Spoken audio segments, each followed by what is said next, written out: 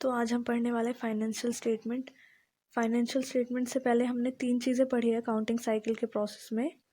First हमने journal किया था, उसके बाद हमने लेजर किया था, उसके बाद हमने ट्रायल बैलेंस पढ़ा है। ठीक है, तो ट्रायल बैलेंस के बाद हमारा नेक्स्ट स्टेप होता है कि हम फाइनेंशियल स्टेटमेंट बनाते हैं अपने बिजनेस की।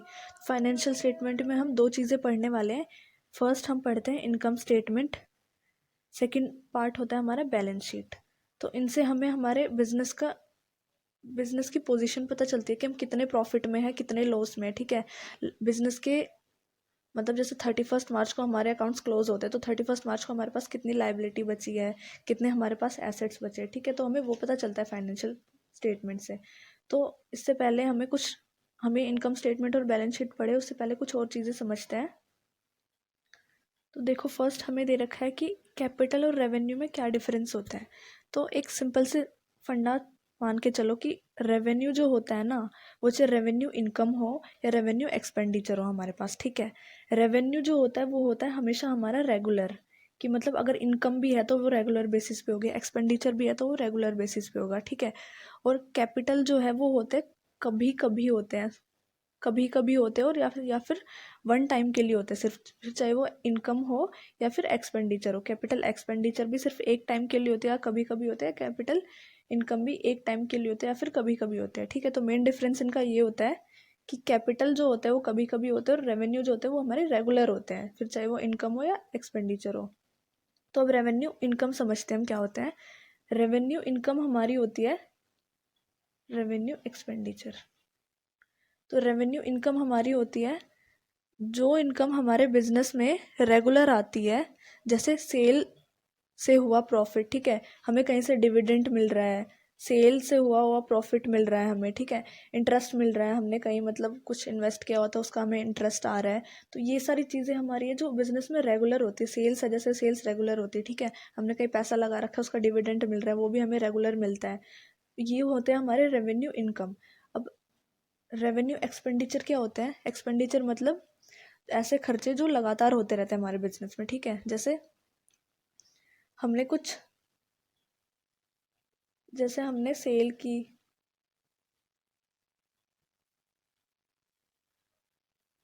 तो रेवेन्यू एक्सपेंडिचर हमारे क्या होते हैं, जैसे कि हमने सैलरी दी किसी को। ठीक है, हमारे लाइटनिंग है, लाइटनिंग का खर्चा दिया, हीटिंग का खर्चा दिया। ठीक है, डिस्काउंट दिया हमने किसी को, डेप्रिसिएशन चार्ज किया, कमीशन दिया, ऑफिस का रेंट पे किया। तो मतलब बहुत लंबी लिस्ट होती है रेवेन्यू एक्सपेंडिचर की। तो ऐसे एक्सपेंडिचर जो मतलब रेगुलर होते रहते हैं, ठीक है, उन्हें हम बोलते हैं रेवेन्यू एक्सपेंडिचर। अब आते हैं हम इनकम पे कि कैपिटल इनकम क्या होती है और कैपिटल एक्सपेंडिचर क्या होता है। तो कैपिटल इनकम क्या होती है, देखो मैंने बताया था कि मतलब ऐसी चीज़ जो मतलब कभी कभी होती है। तो मतलब जैसे हमने कोई बिल्डिंग खरीदी, ठीक है, नहीं हमने कोई बिल्डिंग की सेल की, उस सेल से हमें पैसा मिला। तो बिल्डिंग हम ये तो नहीं कि आज ले रहे हैं कल खरीद रहे हैं परसों ले रहे हैं रोज़ खरीद रहे हैं, ऐसा तो नहीं होता ना। मतलब एक लिमिटेड टाइम होता है ना कि 5 साल में 10 साल में हमने कुछ खरीदा। ठीक है, तो हमने सेल किया है, हमने जैसे बिल्डिंग की सेल की है। ठीक है, उससे जो हमें प्रॉफिट हो रहा है वो होता है हमारा रेवेन्यू इनकम, वो होती है हमारी कैपिटल इनकम। ठीक है, अब ऐसे ही हमने यहाँ पे बिल्डिंग की सेल किया, अब हमने कोई बिल्डिंग खरीद ली। ठीक है, तो वो होते हैं हमारे कैपिटल एक्सपेंडिचर। तो ऐसे एक्सपेंडिचर मतलब जो एक फिक्स पीरियड के लिए होते हैं, कि मतलब वो सिर्फ एक ही बार होंगे, ऐसा नहीं है कि वो रोज़ रोज़ होते हैं। ठीक है, कि मतलब वन टाइम होते ही है हमारे। तो इन चीज़ों को हम बोलते हैं कैपिटल और रेवेन्यू। और मतलब थोड़ा पढ़ने, और अगर आप समझना चाहते हो तो थोड़ी डेफिनेशंस वगैरह पढ़ लेना इनकी, मेन रेफरेंस मैंने बता दिया है। अब आते हैं फाइनेंशियल स्टेटमेंट्स पे। ठीक है, फाइनेंशियल स्टेटमेंट में मैंने कहा था हम पढ़ने वाले हैं, एक पढ़ेंगे हम इनकम स्टेटमेंट। ठीक है, एक पढ़ेंगे हम बैलेंस शीट। इनकम स्टेटमेंट में हम 2 चीज़ें करते हैं, एक करते हैं हम ट्रेडिंग अकाउंट बनाते हैं और एक बनाते हैं हम प्रॉफिट एंड लॉस अकाउंट। और बैलेंस शीट में हम समरी दिखाते हैं अपने एसेट्स और लाइबिलिटी की। ठीक है, तो मतलब हमें 3 अकाउंट पढ़ने हैं टोटल।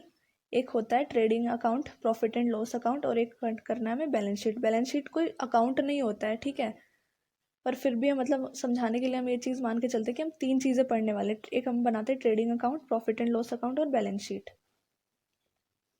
तो पहले हम करते हैं ट्रेडिंग अकाउंट, ठीक है। ट्रेडिंग अकाउंट और जो प्रॉफिट एंड लॉस अकाउंट होता है वो साथ ही बनते हैं दोनों, ठीक है। मतलब जैसे एक ही साथ बनते हैं, ऊपर हम ट्रेडिंग अकाउंट बनाते हैं, नीचे हम प्रॉफिट एंड लॉस अकाउंट बनाते हैं, ठीक है। बट अभी समझाने के लिए सबसे पहले हम ट्रेडिंग अकाउंट करते हैं। ट्रेडिंग अकाउंट में क्या होता है, देखो हमारा टी शेप फॉर्मेट होता है, ठीक है। अकाउंट्स में जितने भी ज़्यादातर हमारे अकाउंट्स होते हैं सब टी शेप फॉर्मेट होते हैं। यहाँ पे हमारे पर्टिकुलर, यहाँ अमाउंट, यहाँ पर्टिकुलर, यहाँ अमाउंट, नीचे फॉर्मेट देखते हैं हमें दे रखा होगा। ये देखो हमें trading and profit and loss का अकाउंट दे रखा है कि हमें क्या क्या चीज़ें कहाँ कहाँ डालनी होती है, ठीक है। तो सिंपल सा फंडा होता है, ये साइड हमारी डेबिट होती है, ये क्रेडिट होती है। डेबिट साइड हमें क्या कहती है कि जितने भी एक्सपेंसेस है उन्हें डेबिट करो, और क्रेडिट क्या कहती है, इनकम और गेन जितने भी हैं उन्हें क्रेडिट करो, ठीक है। तो फर्स्ट चीज़ हमारी क्या डलती है, देखो ट्रेडिंग अकाउंट जो हमारा होता है, पहले ट्रेडिंग अकाउंट समझते हैं कि ट्रेडिंग अकाउंट में क्या क्या चीज़ें आती है। गुड्स से रिलेटेड जितनी भी चीज़ें होती है, गुड्स से सिर्फ जो गुड्स होते हैं हमारे, गुड्स से रिलेटेड जितनी भी चीज़ें होती है, फिर चाहे वो इनकम हो चाहे वो एक्सपेंस हो, वो सारे हमारा आते हैं ट्रेडिंग अकाउंट में, ठीक है। मतलब एक्सपेंस मतलब वो गुड्स को बनाने या खरीदने के लाने से मतलब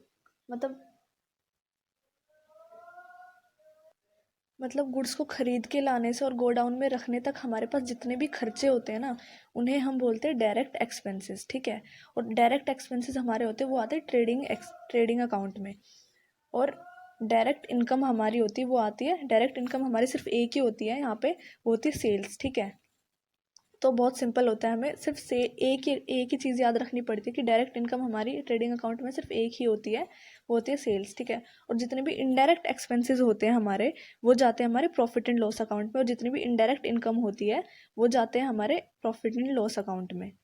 तो इनडायरेक्ट एक्सपेंस यहाँ, डायरेक्ट एक्सपेंस और डायरेक्ट इनकम यहाँ पे आ गई, ठीक है। इनडायरेक्ट एक्सपेंस और इनडायरेक्ट इनकम यहाँ पे आ गई।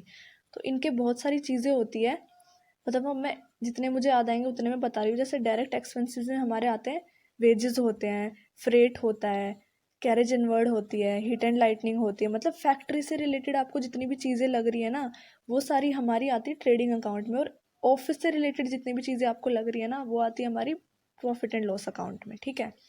और इनकम को समझने के लिए सिंपल सी चीज़ होती है कि इनकम, अगर डायरेक्ट इनकम है तो उसमें सिर्फ एक ही चीज़ आएगी, सेल्स होती है, वो हमारी होती है डायरेक्ट। और जितनी भी आपको इनकम दिख रही है वो सारी आती है हमारी प्रॉफिट एंड लॉस अकाउंट में, ठीक है। अब आप ये सोच रहे होंगे कि ये सारे आइटम्स मतलब आते कहाँ से हैं। तो हमने इससे पहले क्या किया था, फाइनेंशियल स्टेटमेंट से पहले हमने पढ़ा था ट्रायल बैलेंस। तो ट्रायल बैलेंस में से हम उठा उठा के चीज़ें यहाँ पोस्ट करते हैं, ठीक है। तो मतलब वो जहाँ जितनी भी मतलब वहाँ क्रेडिट है ना चीज़ें, वो सारी हमारे यहाँ क्रेडिट में आती है, जितनी वहाँ पे डेबिट है वो सारी हमारे यहाँ डेबिट में आती है, ठीक है। तो बस आपको इनडायरेक्ट और डायरेक्ट का पता होना चाहिए, तो आराम से आप प्रॉफिट एंड लॉस और ट्रेडिंग अकाउंट बना सकते हैं। तो अब हम बात करते हैं कि कौन सी चीज़ कहाँ आती है। फर्स्ट देखो हम यहाँ पे डालते हैं ओपनिंग स्टॉक। मतलब ओपनिंग स्टॉक मतलब कि साल के स्टार्टिंग में हमारे पास जो स्टॉक बचा हुआ था जो नहीं बिका है, ठीक है, वो हम डालते हैं यहाँ पे। अब उसके बाद हमारे आते हैं स्टॉक बचा हुआ था, उसके बाद हमने कुछ खरीद लिया, ठीक है, परचेजेस आते हैं। परचेजेस में से अगर हमने कुछ परचेज किया, हमें पसंद नहीं आया, हमने रिटर्न कर दिया, तो परचेजेस रिटर्न यहाँ पे हमारे माइनस होते हैं, ठीक है। याद रखना है, इसमें नहीं दे रखा है। परचेजेस रिटर्न माइनस करके हम यहाँ पे अमाउंट डालते हैं। उसके बाद वेजेस हो गए हमारे, कैरेज इनवर्ड्स हो गए, फ्रेट हो गया, कार्टेज हो गए। मतलब जितने भी डायरेक्ट एक्सपेंस आपको समझ में आते हैं ना, डायरेक्ट मतलब जितने भी फैक्ट्री से रिलेटेड आपको समझ में आते हैं, वो सारे एक्सपेंसेस हमारे यहाँ आएंगे। उसके बाद सेल्स हम यहाँ डालते हैं, और ऐसे हमने सेल्स किया, ठीक है, किसी ने हमारा सामान वापस कर दिया, तो ठीक है, जब वो हो गया हमारा सेल्स रिटर्न। सेल्स रिटर्न यहाँ पे प्लस होता है, परचेज रिटर्न यहाँ पे माइनस होता है, सेल्स रिटर्न यहाँ प्लस होता है सेल्स में। यहाँ पे हम यहीं पे प्लस करके, जैसे मान लो ये 10,000 थी हमारी सेल्स, ठीक है, 1,000 का हमें, तो हम यहाँ पे 11,000 हम अमाउंट में डालेंगे, ठीक है। उसके बाद हम क्या करते हैं, सपोज करो यहाँ का हमारा अमाउंट आ रहा है 10,000, ठीक है, और यहाँ का हमारा अमाउंट आ रहा है 8,000। तो 2,000 का यहाँ पे जो डिफरेंस आ रहा है ना, उसे हम बोलते हैं ग्रोस प्रॉफिट। कैरी डाउन ज़रूरी नहीं है, सिर्फ हम बोलते हैं ग्रोस प्रॉफिट। तो हमारा, और अगर हमें यहाँ पे अगर 10,000 होता है और यहाँ पे 8,000 होता है, तो 2,000 का डिफरेंस यहाँ आ रहा है, तो उसे हम बोलते हैं ग्रोस लॉस, ठीक है। वो हमारा हो गया ग्रॉस लॉस। ग्रॉस प्रॉफिट इधर आता है, ग्रॉस लॉस इधर आता है, तो डिफरेंस निकाल के हमें ग्रॉस प्रॉफिट या लॉस निकालना है। और फिर उसके बाद हम इस प्रॉफिट को हम प्रॉफिट एंड, ये जो अब नीचे से स्टार्ट है इसे हम बोलते हैं प्रॉफिट एंड लॉस अकाउंट। इस ग्रॉस प्रॉफिट को हम प्रॉफिट एंड लॉस अकाउंट में ट्रांसफ़र करेंगे। अगर प्रॉफिट आ रहा है तो इस साइड होगा, लॉस आ रहा है तो इस साइड होगा, ठीक है। मतलब उल्टा करना है हमें, प्रॉफिट है तो इस साइड हमें करना है कैरी डाउन, और लॉस है तो इस साइड करेंगे। उसके बाद जितने भी इनडायरेक्ट एक्सपेंसेस हैं, मतलब जितने भी अब हमने खर्चे किए हैं, उस गोडाउन से सामान, जो गोडाउन में हमारा सामान पड़ा है, उस गोडाउन के सामान को कस्टमर तक पहुंचाने में जितने भी हमारे एक्सपेंसेस होते हैं वो होते हैं हमारे इनडायरेक्ट एक्सपेंसेस, ठीक है। इनडायरेक्ट एक्सपेंसेस में मतलब हमने एडवर्टाइजमेंट की, ठीक है, किसी को सैलरी पे की, डिस्ट्रीब्यूशन चार्जेस हुए हमारे, सेलिंग एंड एडवर्टाइजमेंट एक्सपेंसेस हुए, हमने किसी को कमीशन दिया, बिल्डिंग का रेंट पे किया, ठीक है। और एक और चीज़, सैलरी और वेजेस में हमेशा याद रखना, वेजेस हमारे हमेशा यहाँ आते हैं और सैलरी हमेशा यहाँ आती है। अगर हमें कभी कभी ऐसे गिवन होता है कि वेजेस एंड सैलरी साथ गिवन होता है, तो हम हमेशा यही कंसिडर करके चलते हैं कि वो ट्रेडिंग में आएगा, ठीक है। तो हम हमेशा ट्रेडिंग में ही लिखते हैं।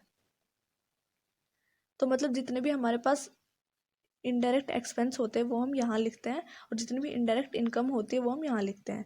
तो इनडायरेक्ट इनकम को समझना बहुत ईजी होता है कि जितनी भी मतलब क्रेडिट साइड में हमारे ट्रेडिंग अकाउंट में जितने भी आइटम्स मिलेंगे उसमें से सिर्फ सेल्स हमें ऊपर डालनी होती है प्रॉफिट ट्रेडिंग अकाउंट में, और सारी जितनी भी इनकम है वो सारी हम यहीं डालते हैं। मतलब ऐसी इनकम जो हमें, मतलब जो इनकम हमें मिली है, ठीक है। इनडायरेक्ट इनकम मतलब जैसे कि हमें मतलब रेंट, हमें जैसे मतलब हमें इंटरेस्ट रिसीव हुआ है, हमने कहीं पैसा लगा रखा था, ठीक है, हमें कमीशन मिल गया किसी चीज़ का, हमें रेंट मिला है, हमें डिस्काउंट रिसीव हुआ है, वो सारे हमारे होते हैं इनडायरेक्ट इनकम होती है, ठीक है। तो वो सारी हम यहाँ डालते हैं। उसके बाद इन दोनों का बैलेंसिंग फिगर निकालना। सपोज करो यहाँ पे 10,000 है, यहाँ पे इनका टोटल करके हमें मिला है 9,000, ठीक है। तो 1,000 का जो डिफरेंस है वो यहाँ पे होगा हमारा नेट प्रॉफिट आ जाएगा वो हमारा, ठीक है। अब इस नेट प्रॉफिट से, ये जो नेट प्रॉफिट होता है ये होता है हमारा, इससे हमें पता चलता है अगर प्रॉफिट आ रहा है तो हमारी कंपनी मतलब प्रॉफिट में है, अगर इस साइड अगर लॉस आ गया तो मतलब हमारी कंपनी लॉस में चल रही है, ठीक है। तो नेट प्रॉफिट इधर आएगा, नेट लॉस इधर आएगा, जैसे हमने ट्रेडिंग में किया था ऊपर। अगर डिफरेंस इधर आ रहा है तो वो हो गया प्रॉफिट, इधर आ रहा है तो वो हो गया लॉस। इसके साथ हमारे अकाउंट्स क्लोज होते हैं यहाँ पे। नेक्स्ट हम करते हैं बैलेंस शीट। ये होता है हमारा बैलेंस शीट का फॉर्मेट। अब जैसे हम अकाउंट्स में होता है हमारी ये साइड डेबिट होती है, ये साइड क्रेडिट होती है, ठीक है। बट बैलेंस शीट में उल्टा होता है, हम यहाँ हमारे क्रेडिट आइटम्स डालते हैं और यहाँ हमारे डेबिट आइटम डालते हैं। पर मैंने कहा था बैलेंस शीट कोई हमारी अकाउंट्स नहीं है तो हम यहाँ पे डेबिट क्रेडिट नहीं लिख सकते, ठीक है। तो समझने के लिए सिर्फ कर लो कि ये साइड हमारी क्रेडिट होती है, यहाँ हम क्रेडिट वाले आइटम्स डालते हैं, यहाँ हम डेबिट वाले आइटम्स डालते हैं, ठीक है। तो कौन से आइटम आते हैं? सबसे पहले हम लॉन्ग टर्म लाइबिलिटीज़ लिखते हैं यहाँ पे, ठीक है। लॉन्ग टर्म लाइबिलिटी मतलब ऐसी लाइबिलिटी मतलब जो लंबे टाइम तक हम पे कर सकते हैं, जैसे हमारी कैपिटल हो गई, ठीक है। कैपिटल में अगर हमें यहाँ पे ऊपर प्रॉफिट एंड लॉस में हमें प्रॉफिट अगर हुआ होता तो हम यहाँ प्रॉफिट कैपिटल में ऐड करते, ठीक है।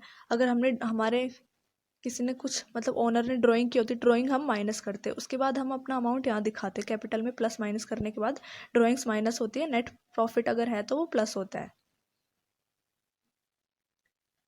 उसके बाद हमारे जैसे लॉन्ग टर्म लोन्स हो गए, शॉर्ट टर्म लोन्स हो गए, मतलब कुछ भी हमारी लाइबिलिटी जो आपको समझ आती है लाइबिलिटी में, जैसे बैंक ओवरड्राफ्ट हो गया वो हमारी लाइबिलिटी होती है, मतलब लोन ले रखा है हमने बैंक के पास। बिल्स पेबल हो गए, क्रेडिटर्स हो गए, ठीक है। शॉर्ट टर्म लोन्स हो गए, लॉन्ग टर्म लोन्स हो गए, मतलब जितनी भी लाइबिलिटी होती है वो हम यहाँ लिखते हैं।